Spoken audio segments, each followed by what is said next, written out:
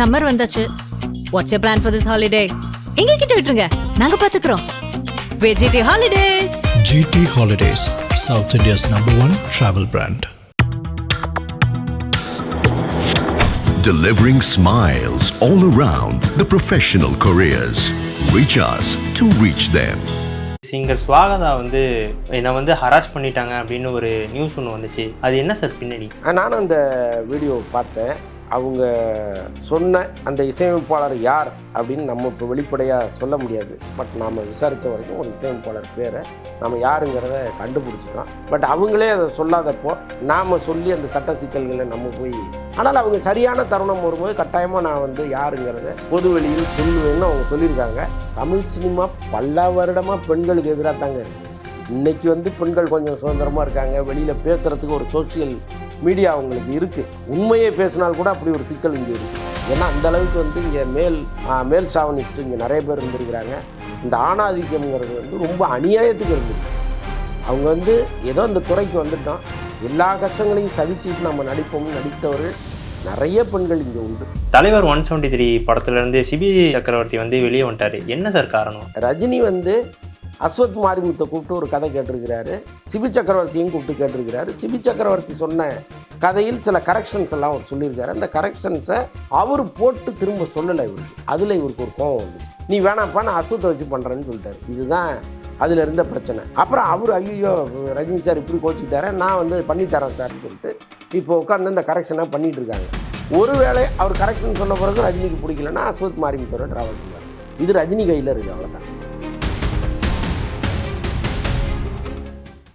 ஆகாயம் நேயர்களுக்கு வணக்கம். இன்னைக்கு நம்ம கூட வலைப்பை சந்திரன் அவர்கள் இணைஞ்சிருக்காங்க. வணக்கம் சார். வணக்கம் சார். ஜனநாயகன் படம் அப்டேட் ஏதாச்சும் வந்திருக்கா சார்? ஏன்னா வந்து இந்த May 8 இல்லைனா May 14 வந்து ரிலீஸ் ஆகிறதுக்கு வாய்ப்பு இருக்குது அப்படின்னு சொல்கிறாங்களே, ஏதாச்சும் அப்டேட் இருக்கா அதுக்கு? இல்லைங்க, எனக்கு தெரிந்து இந்த 4 தேர்தல் முடிவுகள் வந்த பிறகு தான் அவங்க கைக்கு சர்டிஃபிகேட் வரும்னு நான் நினைக்கிறேன். ஆனால் தொடர்ந்து அந்த தயாரிப்பாளர் ஒரு பெரிய முயற்சி எடுத்துக்கிட்டே இருக்கார். அந்த சென்சார் அலுவலகத்தை தொடர்பு கொள்வது, அங்கேருந்து ஓரலாக அவங்க சொல்கிற பதில் என்னென்னா சீக்கிரம் நாங்கள் மெயில் அனுப்புகிறோம் அப்படிங்கிறாங்க. ஆனால் அதை தாண்டி எந்த முயற்சியும் இங்கே நடக்கவே இல்லை. நடுவில் வந்து அந்த படத்தை 2வது முறையாக அவங்க பார்க்க விரும்பினாங்கலாம் தகவல் வந்துச்சு. அப்புறம் விசாரித்தா அப்படிலாம் அவங்க சொல்லவே இல்லை, எல்லாம் ரூமர் அப்படின்ட்டாங்க. ஸோ அதனால் ரிவைசிங் கமிட்டி படம் பார்த்துருக்காங்க, இன்னும் சர்டிஃபிகேட் கொடுக்கல. அது எப்போ வரும்னு தயாரிப்பாளருக்கே தெரியாமல் இருக்குது. இதுதான் அதனுடைய ஒரிஜினல் நிலவரம். அது என்றைக்கு வருதோ அதற்கப்புறம் தான் அவங்க ரிலீஸ் டேட்டே ஃபிக்ஸ் பண்ண முடியும். அது வரைக்கும் சொல்கிற டேட்டெல்லாம் ஃபேக்கு தான். சார், இப்போ திடீர்னு விஜய் வந்து திருச்செந்தூர் முருகன் கோயில், சீரடி சாய்பாபா, திடீர்னு வந்து ஆன்மீக சைடு அதிகமாக ஈடுபாடு காட்டுறாரு. இல்லை, எல்லாருக்குமே வந்துங்க இப்போ அவர் ஒரு பெரிய சினிமாவிலேருந்து ஒரு பெரிய இடத்த விட்டுட்டு இங்கே வந்துட்டார். இது வந்து பெரிய ரிஸ்க்கு. இப்போ இங்கே வந்து ஒரு 20 சீட்டு வாங்கினா தான் மரியாதை. இப்போ இவ்வளோ கூட்டமும் வருது, விஜய்ங்கிறாங்க. ஒரு 30% வாக்கு சதவீதமும் ஒரு 20 சீட்டு ஜெயிப்பதும் தான் அவர் அலைஞ்சத்துக்கும் ஒரு கட்சி ஆரம்பித்ததுக்கும் ஒரு சரியான விடையாக இருக்க முடியும். அது கூட வராமல் போயிடுச்சுன்னா என்ன பண்ணுறதுங்கிறது தான் அவங்களுடைய பதட்டமாக இருக்கும். ஸோ அதனால் மக்களை நம்பின மாதிரி கடவுளை நம்புவோம்னு அவர் கிளம்புறாரு. பேசிக்கலாகவே அவங்க அப்பாவும் சரி, அவரும் வந்து திருவண்ணாமலை கோயிலுக்கெல்லாம் போகிறவர் தான், ராமேஸ்வரம் கோயிலுக்கெல்லாம் போகிறவர் தான். பேசிக்கலாக கிறிஸ்தவராக இருந்தால் கூட இந்து கோயில்கள் மீது அவங்களுக்கு ஒரு பெரிய நம்பிக்கை இருக்குது. இப்போ சமீபத்தில் வந்து இவர் விஜய் வந்து அவர் திருச்சி தொகுதிக்கு போகும்பொழுது அங்கே வந்து ஒரு கோயிலுக்கு போனதெல்லாம் நம்ம பார்த்தோம். ஒரு சர்ச்சுக்கு போனார், கோயில், ஒரு மாரியம்மன் கோயிலுக்கு போனார், அதே மாதிரி ஒரு மசூதிக்கும் போயிருந்தார். அதனால் அவர் வந்து இந்த மதத்தை தான் கும்பிடணும் அப்படின்னு இல்லாமல் தொடர்ந்து ஏற்கனவே அப்படி தான் பண்ணுறாரு. அரசியலுக்கு வந்துட்டார், அதனால் ஏமாத்துறாரு அப்படின்னு பல பேர் சோசியல் மீடியாலெலாம் போட்டுக்கிட்டு இருக்காங்க. அப்படிலாம் கிடையாது. அவர் அரசியலுக்கு வருவதற்கு முன்னாடி சினிமாவில் இருக்கும்போது இந்த பழக்கத்தை அவர் வச்சுருந்தார். ஸோ அதனால் அவர் இதுக்காக பண்ணுறாருன்னு நம்ம சொல்ல முடியாது. ஒரு நம்பிக்கை, இங்கெல்லாம் போனால் நமக்கு வந்து வெற்றி சதவீதம் அதிகமாகுங்கிற ஒரு நம்பிக்கை அதை செஞ்சுருக்காரு. அது அவர் நம்பிக்கை ஜெயிக்குதா பொய்க்குதான்னு வெயிட் பண்ணி பார்ப்போம். சார், விஜய் வந்து அதிகமாக வந்து இந்த ஜோசியத்தை இதெல்லாம் நம்புறாரு அப்படின்னு சொல்கிறாங்க. இப்போ கூட வந்து ஒரு ஜோசியரும் வந்து கூட இருக்கிறாரு அப்படின்னு ஒரு தகவல் வந்துக்கிட்டு இருக்கு. உண்மைதாங்க, ஜோசியத்தை நம்புகிறவர்கள் எல்லா துறையிலையும் இருக்காங்க.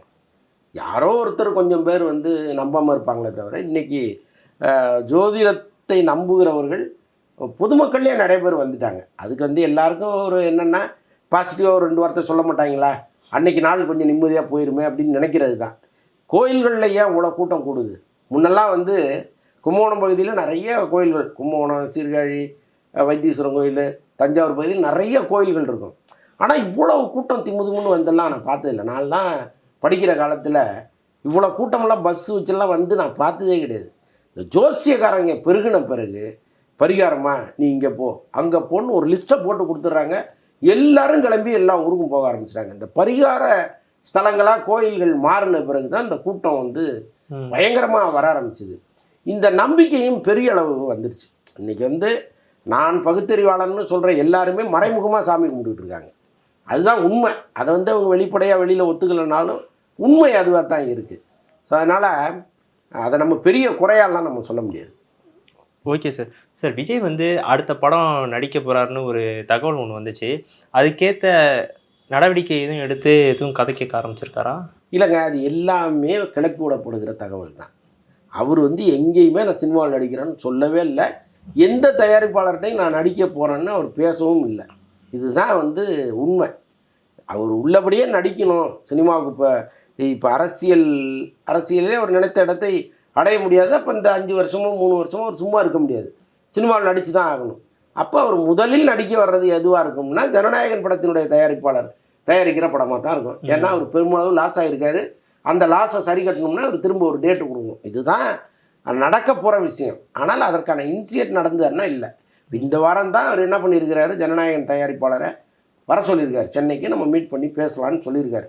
என்ன பேச போகிறாங்கன்னு தெரியாது. ஒருவேளை அவர் வந்து எனக்கு இவ்வளோ லாஸ் ஆகிடுச்சு சார்னு ஒரு கணக்கு கொடுத்தா, சரிங்க அதை நான் பணமாக கொடுத்துட்றேன், என்னால் படம் நடிக்க முடியாது அப்படின்னு சொல்லலாம். அல்லது இல்லைங்க நான் ஒரு டேட்டு ஃபிக்ஸ் பண்ணுங்க, நான் தரேன், நீங்கள் அந்த நேரத்தில் ஷூட்டிங் எடுத்துங்கன்னு சொல்லலாம். நமக்கு தெரியாது. அதனால் என்ன பேச போகிறாங்கன்னு தெரிஞ்சுக்கிட்டு அந்த செய்தி வந்த பிறகு வேணால் நம்ம இன்னொரு முறை உட்காந்து. போஸ்ட் தோத்துட்டாருன்னா அடுத்து வந்து படம் நடிக்கிறதுக்கான வாய்ப்புகள் இருக்கா? அவர் நடிக்கக்கூடாதுங்கிற முடிவோடு தான் வந்திருக்கிறாரு. இப்போ ஒருவேளை இப்போ அந்த தேர்தலுக்கு முன்னாடி வந்து அவருக்கு பல நெருக்கடிகள் இருந்துச்சு. அவர் போகிற இடமெல்லாம் வந்து மக்கள் கூடி சில இடங்களில் சாவு ஏற்பட்டு இதெல்லாம் ஒரு பெரிய சிக்கலாக மாறிச்சு. அப்போ இந்த தேர்தலுக்கு பிந்தைய அந்த 3 வருடத்தை நம்ம மக்களை சந்திப்பதற்கான ஒரு நாளாக வச்சுக்கலாம் அப்படின்னு அவர் கிளம்புனாருன்னு வைங்களேன். அதை தடுக்க முடியாது. அதற்கும் வாய்ப்புகள் இருக்குது. ஏன்னா இறங்கிட்டோம், இதுக்கப்புறம் முன்வைத்த காலை பின் வைப்பது சரியாக இருக்காதுன்னு நினச்சி ஒரு வேலை செய்யலாம். அது எந்த கட்சி ஆட்சிக்கு வருதுங்கிறத பொறுத்து இருக்குது. அவங்க எப்படி வந்து உட்கார்றாங்கங்கிறத பொறுத்து இருக்குது. இப்போ திமுக வந்து தனிப்பெரும் செல்வாக்கோட வந்து உட்காந்துட்டாங்கன்னு வைங்க, ஒரு 180 சீட்டு வந்து உட்காந்துட்டாங்கன்னா விஜய் வீட்டை விட்டு வெளியில் வர்றதே கஷ்டம். அந்தளவுக்கு ஒரு ஏதாவது ஒரு தாக்கத்தை கொடுப்பாங்க. அவர் நிம்மதியாக இருக்க விட மாட்டாங்க.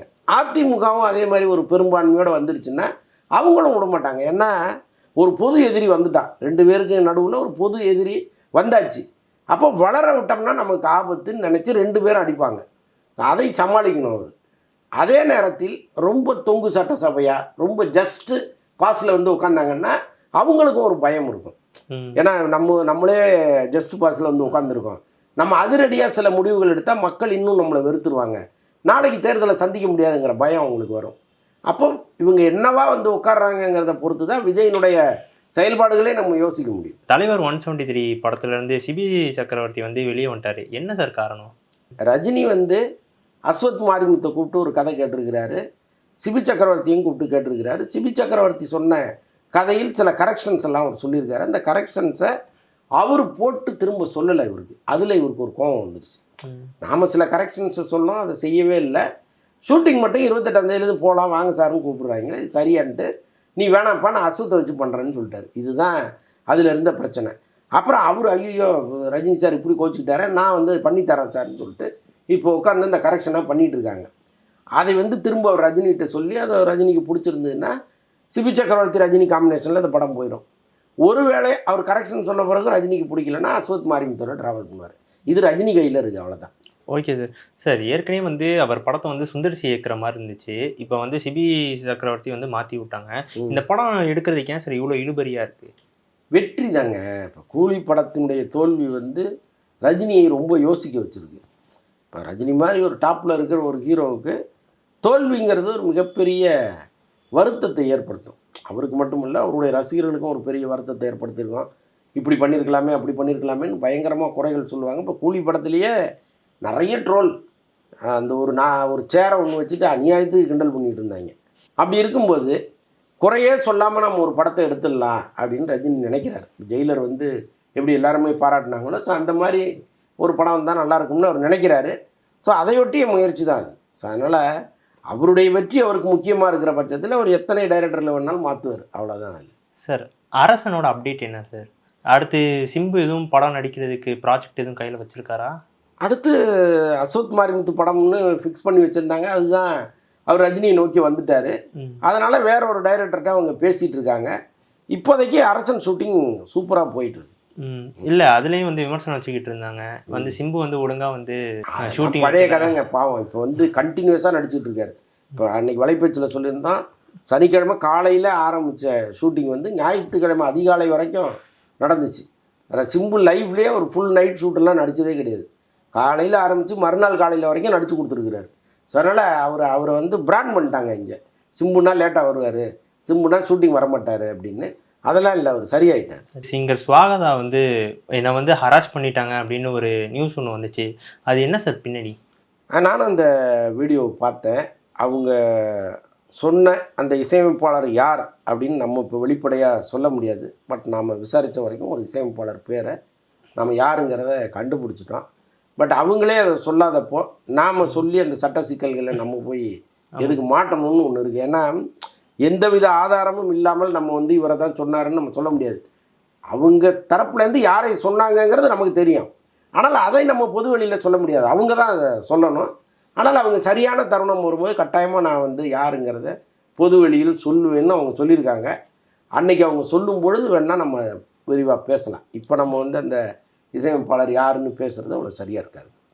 சார் தமிழ் சினிமா இவ்வளோ முன்னேறி இருக்கு, ஆனால் வந்து பெண்களுக்கு வந்து கொஞ்சம் ட்ராபேக்காக தான் இருக்கோ? தமிழ் சினிமா பல வருடமாக பெண்களுக்கு எதிராக தாங்க இருக்குது.